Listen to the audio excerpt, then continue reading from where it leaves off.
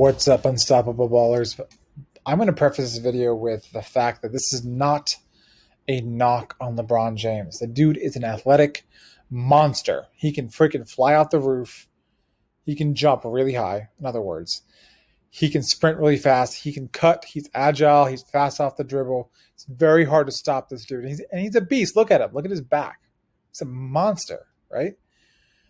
It's not a knock on him. But with that being said, this is a warning to most other athletes that are wanting to play the sport at a high level.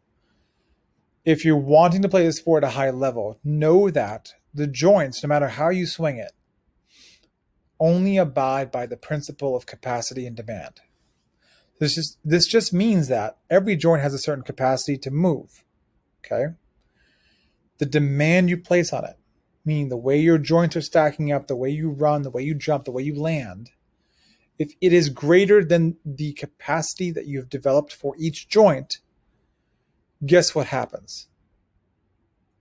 You're probably going to tweak something, compensate in some way, or snap, pop. You're going to bust your knee, bust your ankle, bust your hip. Something of that sort is going to happen. Okay? Now, let's take a look at the way LeBron James runs. His feet flays out. They flay out like that. Turns out like this. As such, his knee has to flay out too.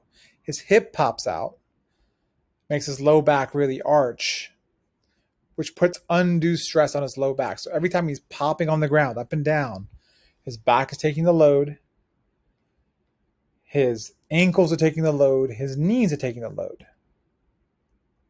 Like this. Pop, pop, pop, pop, feet flay out, feet flay out, feet flay out, over and over. Hundreds of cycles of this, okay? Now, clearly, he's a monster. He has genetic talent. However, over time, this is going to wear out. No matter how you swing it, okay? It's going to wear out. What he could do and change in his training is learn to get his big toe to be utilized, fix his bunion, fix his arches, which are probably collapsing into his shoe, which is causing his foot to flay out. Once he fixes this, relearn and reteach how to run properly using his big toe, knee alignment, hip alignment, so he's not overusing his lower back, which he tends to do. You can see his low back's pretty arched. Kind of like Russell Westbrook, too. He has a very arched back. Foot flay out, foot flay out, foot flay out.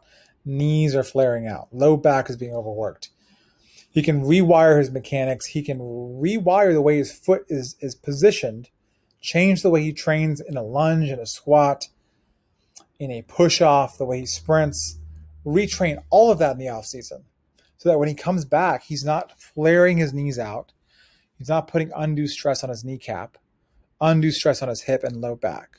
Okay. Now, if you want to learn more about how we help athletes address these problems, then you can definitely stay tuned, subscribe to this channel.